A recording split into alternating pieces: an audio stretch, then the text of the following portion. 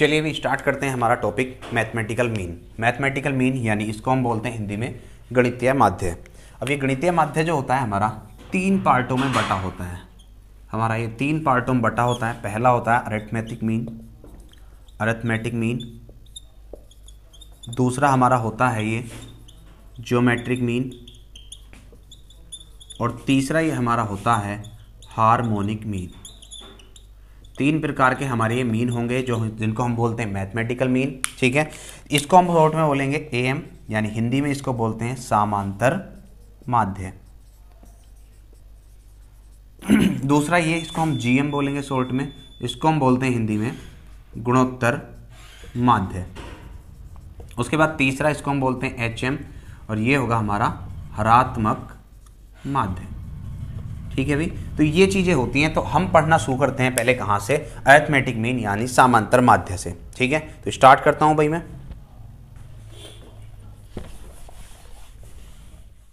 तो arithmetic mean हम पढ़ना शुरू करते हैं। अरिथमेटिक मीन यानी समांतर माध्य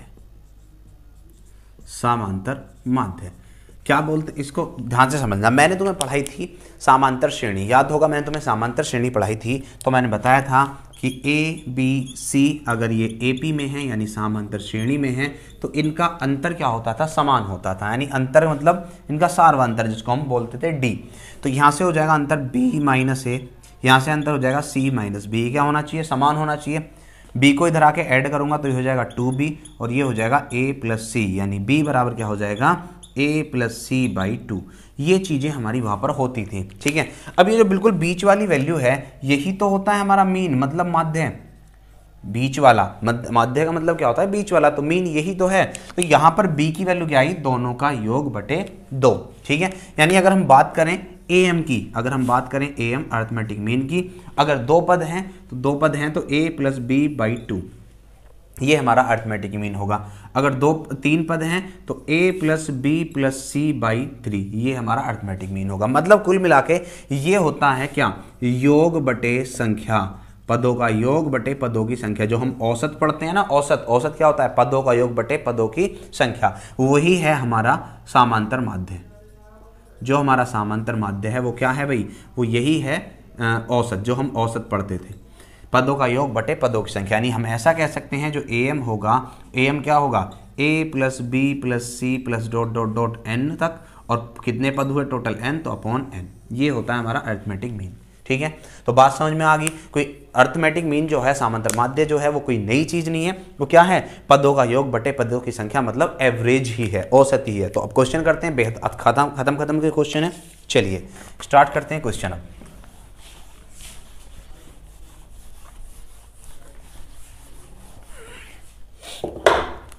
पहला क्वेश्चन ले लेते हैं। आज का सवाल है क्वेश्चन नंबर 1, 5 और 15 का समांतर माध्य ज्ञात कीजिए। ये हमसे पूछा है कि 5 और 15 का समांतर माध्य ज्ञात कीजिए। तो कैसे निकालते हैं, एम बराबर क्या हो जाएगा, 5 प्लस 15, और कितने पद हैं, 1 और 1 2 पद हैं, तो बटे 2 कर देंगे। 5 और 15 कितना होगा, 20 बटे 2 मतलब 10। तो 5 और 15 का जो समांतर माध्य हो जाएगा वो कितना हो जाएगा, 10 हमारे क्वेश्चन का आंसर हो जाएगा। क्वेश्चन लेते हैं, क्वेश्चन नंबर 2। क्वेश्चन नंबर 2 है हमारी शीट का, 3, 5 और 7 का समांतर माध्य ज्ञात कीजिए। सवाल में पूछा है कि 3, 5 और 7 का समांतर माध्य ज्ञात कीजिए। तो कैसे करते हैं, एम बराबर क्या होता है, एम समांतर माध्य, पहले तीनों पदों को जोड़ दो, 3 प्लस 5 प्लस 7, और बटे कितने पद हैं, 1 2 3, तो डिवाइड कर देंगे 3 से, यानी कितना हो जाएगा, 3 और 5 8 7 15 बटे 3, यानी कितना 5। तो हमारे क्वेश्चन का आंसर कितना हो जाएगा, 5। तो बेहद आसान सी चीज़ है, लेकिन आसान सी चीज़ तब है जब हम इसको पढ़ चुके हैं, जब हम इसके बारे में जानते हैं कि समांतर माध्य क्या है। तीनों पद का योग लिया और बटे जितने पद हैं 3, तो 3 से हम डिवाइड कर देंगे। ठीक है, लेते हैं next question. Question number 3, question number 3 हम लेते हैं 30, 41 और 100 का समांतर माध्य यानी AM हमें बताना है। तो कैसे बताएंगे भाई, तीनों पदों को ऐड करेंगे। AM निकालने के लिए क्या करेंगे, हम तीनों पदों को ऐड करेंगे, 30 प्लस 41 प्लस 100 और बटे कितने पद हैं, 1 2 3, तो 3 से डिवाइड कर देंगे। टोटल कितना हो जाएगा, 71 और 100 171 और बटे 3 कितना आ जाएगा भाई, 5 तिया 15, 2 बचेंगे, 3 सत्ते 21। तो हमारे क्वेश्चन का आंसर कितना हो जाएगा, 57। 30, 41 और 100 का जो अर्थमेटिक मीन हो जाएगा कितना हो जाएगा, वो 57। नेक्स्ट क्वेश्चन लेते हैं हम। बेहद आसान से क्वेश्चन है, कोई दिक्कत नहीं हो रही होगी इन क्वेश्चन को करने में। नेक्स्ट क्वेश्चन है हमारा क्वेश्चन नंबर 4। क्वेश्चन नंबर 4 है 48, 51, 72 और 97 का AM यानी अर्थमेटिक मीन हमें ज्ञात करना है। तो कर सकते हैं बिल्कुल। कैसे करेंगे, वही तरीका है हमारा, जो पद हैं उन सब का योग ले लो, 48 प्लस 51 प्लस 72 प्लस 97। अब टोटल कितने पद हुए, 1 2 3 4 पद हैं, तो बटे कितना कर देंगे हम, 4 कर देंगे। ठीक है, अगर सबको ऐड करें तो ऐड करने पर कितना मिलता है, 7 2 9, 9 और 1 10, 10 8 18 का 8, एक बचा, 9 और 1 10 हो जाएगा, 10 7 17, 17 और 5 22, 22 और 4 26, कितना हो जाएगा 268। 268 को 4 से डिवाइड करेंगे तो कितना आ जाएगा, 6 चौक 24, बचे 2 और 7 चौक 28 यानी 67। तो 67 हमारे इस क्वेश्चन का आंसर हो जाएगा। तो बेहद आसान से क्वेश्चन है, कुछ भी नहीं करना है, केवल औसत वाला तरीका ही हमें लगाना है। ठीक है, चलते हैं नेक्स्ट क्वेश्चन की तरफ। थोड़ा सा अच्छा क्वेश्चन अब हम ले लेते हैं। तो बहुत अच्छे क्वेश्चन मैं इसके करवाऊंगा, बहुत बढ़िया क्वेश्चन जो हाल फिलहाल में भी यूपी टेट में भी आया है इन तीनों से, तो वो क्वेश्चन भी मैं लूंगा लेकिन वीडियो के लास्ट में। चलिए क्वेश्चन नंबर 5, पहले मैं बेसिक चीजें तुम्हें बता दूं कि इसमें क्या क्या आता है, फिर हम अच्छे क्वेश्चन भी इसके करेंगे। क्वेश्चन नंबर 5 सवाल है 3, 13, 23, 8, 18, 28 और x का समांतर माध्य 18 है। तो x का मान ज्ञात कीजिए, x का मान ज्ञात कीजिए।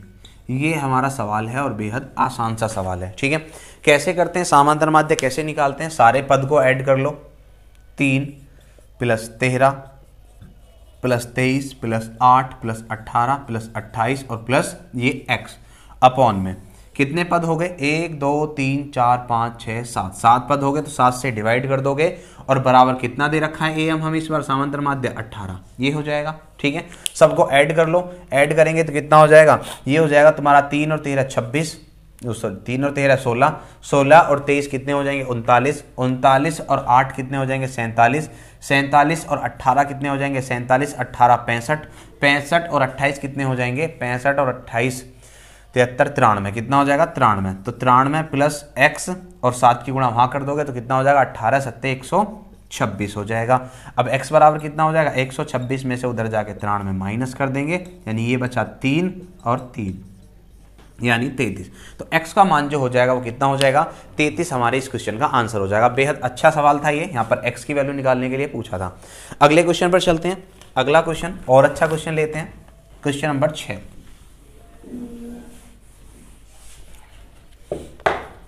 चलिए भी क्वेश्चन नंबर 6 ले लेते हैं हम। क्वेश्चन नंबर 6 है हमारी शीट का, दो संख्याओं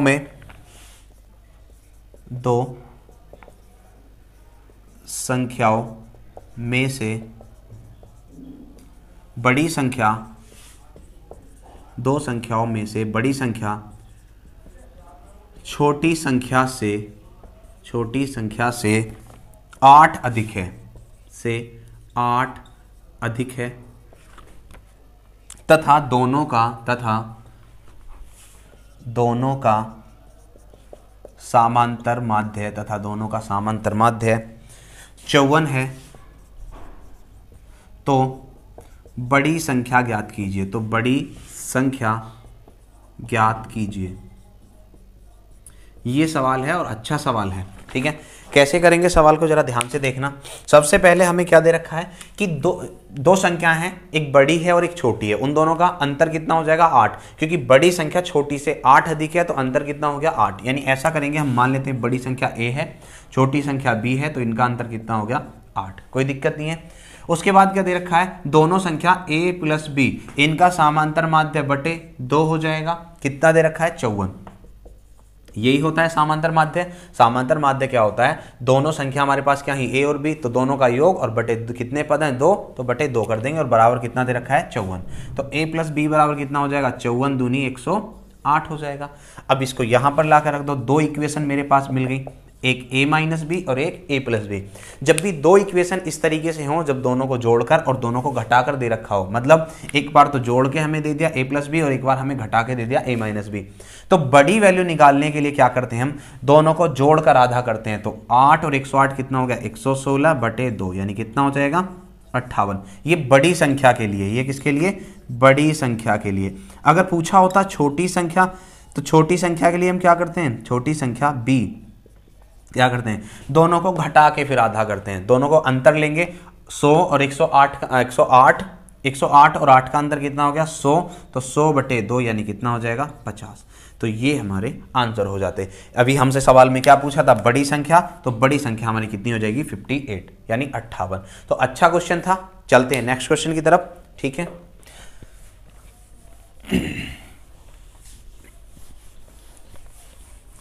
क्वेश्चन नंबर 7 हम लेते हैं अपनी सीट का, क्वेश्चन नंबर 7, ठीक है। बहुत अच्छे अच्छे क्वेश्चन हैं और ये ऐसे क्वेश्चन हैं जो जनरली एग्जाम में पूछे जाते हैं, ठीक है। तो यहाँ से देखो लेखपाल में भी क्वेश्चन यहाँ से आने के चांस रहेंगे, क्योंकि ये स्टैटिक्स का ही पार्ट है और स्टैटिक्स वहाँ पर बहुत ज़्यादा पूछी जाएगी लेखपाल में। चलते हैं नेक्स्ट क्वेश्चन पर, question number 8, question number 7। Question number 7 है हमारा, 5 क्रमागत विषम संख्याओं का समांतर माध्य 43 है, तो उनमें से सबसे बड़ी संख्या क्या होगी, उनमें से सबसे बड़ी संख्या क्या होगी। ये सवाल है और बेहद आसान सवाल है, ठीक है। देखो क्रमागत संख्याओं को लिखने का कई तरीके हैं, है ना। एक तरीका तो वो हो गया हम इसको x से मान के कर लें, लेकिन वो पुराना तरीका है, पुराने तरीके पे हमें जाना नहीं है, हमें नया तरीका सीखना। होता क्या है, 5 क्रमागत विषम संख्याएं हैं, तो ऐसे रही होंगी, ये फर्स्ट संख्या, ये सेकंड, ये थर्ड, ये फोर्थ और ये फिफ्थ, ठीक है।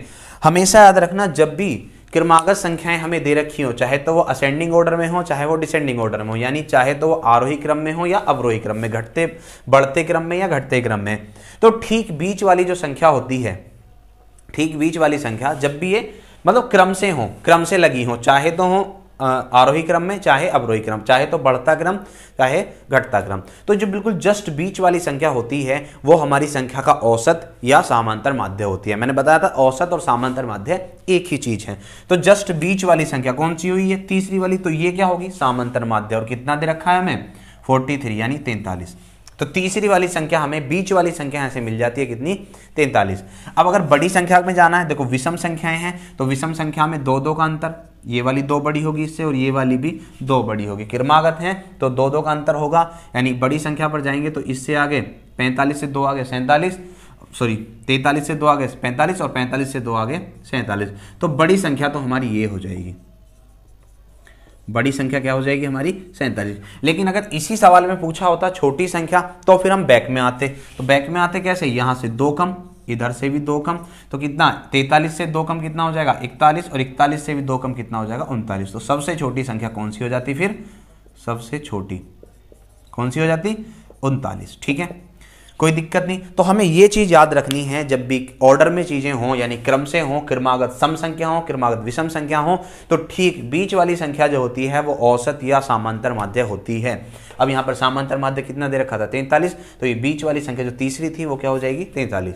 आगे जाएंगे तो बड़ी संख्या मिलेगी, पीछे जाएंगे तो कौन सी छोटी संख्या मिलेगी, और विषम संख्या है तो अंतर 2 का होगा, ठीक है। बात समझ में आ गई। चलते हैं नेक्स्ट क्वेश्चन पर।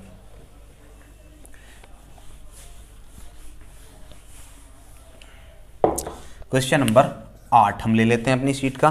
तो क्वेश्चन नंबर 8 है हमारा, 5 क्रमागत